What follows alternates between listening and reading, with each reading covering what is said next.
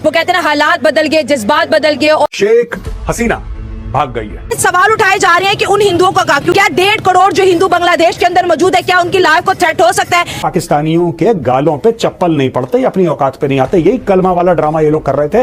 Bin Laden पूरी दुनिया को छोड़कर पाकिस्तान में ही क्यों था? वो तरीका गलत था उनका और मैं तो इसको कंडेम ही करूंगी। जैसे कि आपको स्क्रीन के ऊपर मनाजिर नजर आ रहे हैं कि बांग्लादेश के अंदर आर्मी ने टेक ओवर कर लिया है। बलोचिस्तान में लोगों के साथ जो कुछ हो रहा है वो जो बांग्लादेश में है, ये शक्ल बननी है। 1000 से ऊपर के लोग की डेड हो जाए। जिस बंदे ने पाकिस्तान के हिस्से करे थे उसका बुत तोड़ दिया तो पाकिस्तानी खुशी मना रहे हैं। बेवकूफ हैं। अमेरिका ने अपने फ्लाइट सिस्टम बंद कर दिया, इंडिया ने कर दिया।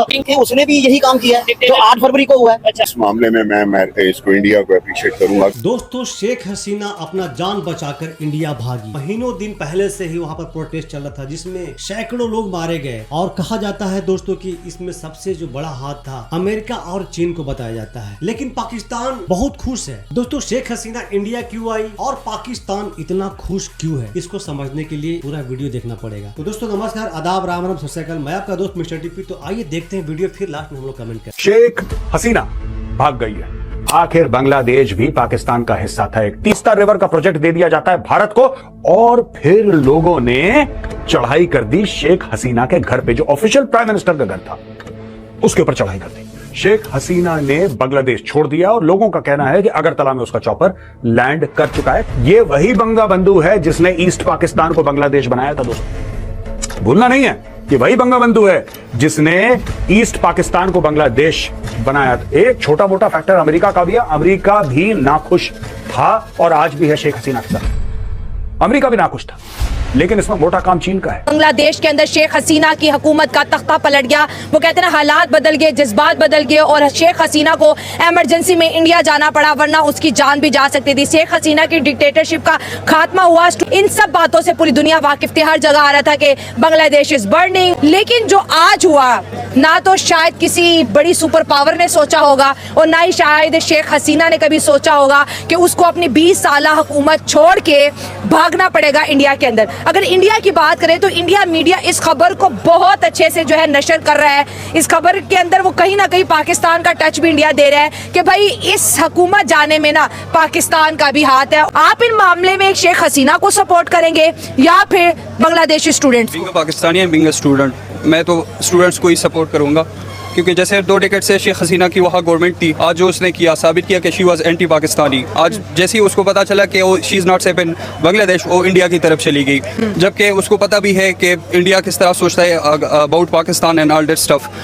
आज बांग्लादेश ने ये बात साबित कर दी कि 20 साल के लीडर को मैं निकाल सकता हूँ एज ए स्टूडेंट। ठीक है, तो यहाँ पर भी जितने भी करप्ट लीडर्स है जो भी है, मैं उनके खिलाफ लड़ सकता हूँ। ये एक अच्छा पॉजिटिव मैसेज था जो कि सरहद पार से आया। टेबल टॉक के थ्रू अपनी बात मनवाते हैं, ठीक है, इसे क्योंकि पाकिस्तान देख लें कहीं लड़ाई झगड़े के बगैर कायदे आज़म ने through dialogues law and order को फॉलो करते हुए बनाया था।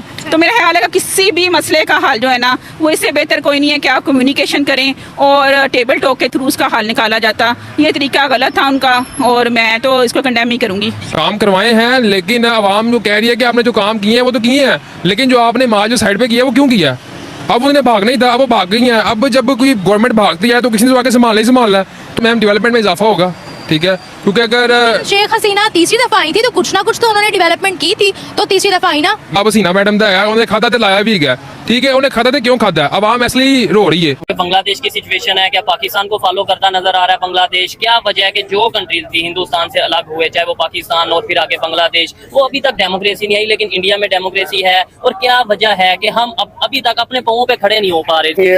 आई मस्ट अप्रिशिएट इस मामले में मैं इसको इंडिया को अप्रिशिएट करूंगा कि उन्होंने जो the true spirit of democracy है ना, ये फ्रॉम द डे वन उन्होंने, जैसे कि कबीर साहब ने भी डेफिनेटली, क्योंकि जो कुछ वहाँ पर हो रहा है उनके साथ, बलोचिस्तान में लोगों के साथ जो कुछ हो रहा है वो कभी ना कभी ये शक्ल बन जाएगी जो बांग्लादेश में है। ये शक्ल बननी है। जैसे कि आपको स्क्रीन के ऊपर मनाजिर नजर आ रहे हैं कि बांग्लादेश के अंदर आर्मी ने टेक ओवर कर लिया है। शेख हसीना अपनी बहन के साथ जो है फरार हो चुके हैं। उन्होंने वजीर आजम के पद से इस्तीफा दे दिया और इस वक्त वो इंडिया के अंदर मौजूद है। इंडिया वो सेफली लैंड कर चुकी है और यहाँ से खबरें ये सुनने में आ रही हैं कि शेख हसीना जो है लंदन में जाएंगी और वहां पर जो है असाइलम अप्लाई करेंगी। दोस्तों, सवाल यहाँ पर यह पैदा होता है कि इस वक्त बांग्लादेश के अंदर 1.5 करोड़ हिंदू भी मौजूद है। क्या ये जो सिविल नाफरमानी की तहरीक है, क्या ये मजहबी टच इख्तियार कर सकती है? क्या 1.5 करोड़ जो हिंदू बांग्लादेश के अंदर मौजूद है, क्या उनकी लाइफ को थ्रेट हो सकता है? इसके साथ साथ बांग्लादेश के अंदर बहुत ज्यादा इंडियंस भी मौजूद है, पाकिस्तानी भी मौजूद है। तो कहीं ना कहीं पे ये सवाल उठाए जा रहे हैं कि उन हिंदुओं का, क्योंकि ऑफिशियल 300 की बात कर रहे हैं, मुझे लगता है अनऑफिशियल 1000 से ऊपर के लोग की डेड हो जाए। अब एक मैटर ऐसा है जिसके अंदर 100-200 बंदा मरता है, और एक मैटर ऐसा जिसमें हजारों बंदे मर जाते हैं, तो वो नेशनल नहीं इंटरनेशनल मैटर बन जाता है। सीना वाजिद को बड़ा ही घरोर था, उसको लगता था कि मैं एक ऐसी हूँ कि मुझे तो कोई हिला ही नहीं सकता, 20 सालों से किसी ने नहीं हिलाया, तो अब कौन माई का लाल उठेगा और मुझे हिला जाएगा। को लागू करना माइंड सेट में डिक्टेटरशिप बन गया था। डोवाल साहब को ये सब पता था, ये मैं मान नहीं सकता, ऐसा मुझे कल लगता था। तुम्हारा जो देश है उसके 2 टुकड़े कर दिए, उसका बुत टूटे ना टूटे उससे क्या फर्क पड़ता है? 1971 में शेख मुजीबुर रहमान ने डिक्लेयर करा कि ईस्ट पाकिस्तान अब बांग्लादेश बन चुका है। तुम क्या बच्चों वाली बात कर रहे हो? पाकिस्तानियों के गालों पे चप्पल नहीं पड़ते, अपनी औकात पे नहीं आते। यही कलमा वाला ड्रामा ये लोग कर रहे थे। हमारे जो इस्लामिक भाई हैं, साढ़े तक मुसलमान भरा हैं, इनके भरा ये घुस गए काबुल में, इनके भरा ने मार मार के सुअर बना दिया इनका। ये मेरे वर्ड्स नहीं है, ये शेख हसीना के वर्ड्स हैं कि हमें यहाँ पे ईसाई देश बनाना है, आप हमारे पाले में आ जाओ। शेख हसीना ने मना कर दिया, सारा मैटर तबाह। पाकिस्तान में बड़ी हैप्पीनेस, एक बड़ा खुशी का माहौल है पाकिस्तान में ये कह रहे हैं कि साहब ये तो बहुत ही शानदार बात हो गई और बड़ा मजा हो गया, और ओए होए होए होए क्या चीज है यार, जिस बंदे ने पाकिस्तान के हिस्से करे थे उसका बुत तोड़ दिया, तो पाकिस्तानी खुशी मना रहे हैं। बेवकूफ हैं। बिन लादेन पूरी दुनिया को छोड़कर पाकिस्तान में ही क्यों था? वो क्या वो पाकिस्तान का एजेंट था? क्या वो जब उसका कत्ल हुआ, जब उसको अमेरिका ने मरवाया और वो पाकिस्तान के अंदर एबटाबाद के अंदर मौजूद था, तो क्या अब हम ये सोचेंगे कि वो एक पाकिस्तानी एजेंट था? नहीं, वो पाकिस्तानी एजेंट नहीं था, वो एक दहशतगर्द था। इसी तरह से कौमों के बहुत सारे मफादात होते हैं। अगर आप रजा शाह पहलवी की एग्जाम्पल लें, जो कि ईरान के जो बादशाह होते थे, जब वो भी उनके खिलाफ इनकलाब आया तो वो भी फ्ली करके वेस्ट में चले गए। 1947 के बाद हमेशा इंडिया ने पाकिस्तान में मदाखलत किया, और जो लगता है 1971 में हमारा वाकया हुआ था, ये बांग्लादेश के दोबारा टूट के जो बना पाकिस्तान से अलग होके, लेकिन इसमें जो भी हकायक थे, और एक तो ये था कि वहाँ की यूथ को कोई खास बेनिफिट नहीं दे रहे थे, वो एक ही खानदान को यानी कि पालने की कोशिश में थे। तो इस वजह से लगता तो यही है कि पाकिस्तान की ये उस वक्त भी कुछ 1971 में भी इनका हाथ था कि जिन्होंने उस वक्त पाकिस्तान को तोड़ा था। सीना वाजिद क्यों गई बांग्लादेश से वापस, वो क्यों इधर आए इंडिया में?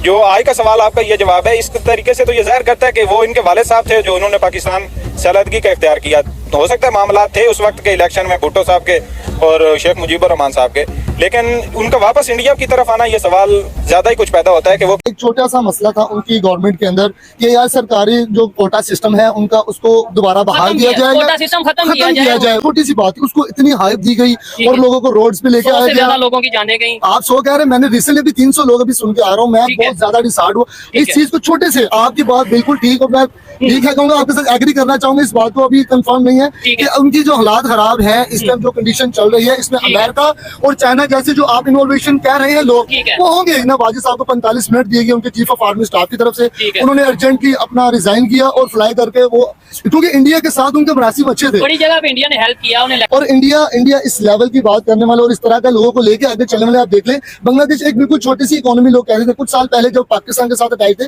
उसके बाद अलहदा होने के बाद उनकी इकोनॉमी देखे कहाँ पे चली गई है, उनकी करेंसी कहाँ पे चली गई। लेकिन दुख इस चीज का है जो इस टाइम जो इंसिडेंट हुआ है वो बांग्लादेश को पीछे लेके चला गया।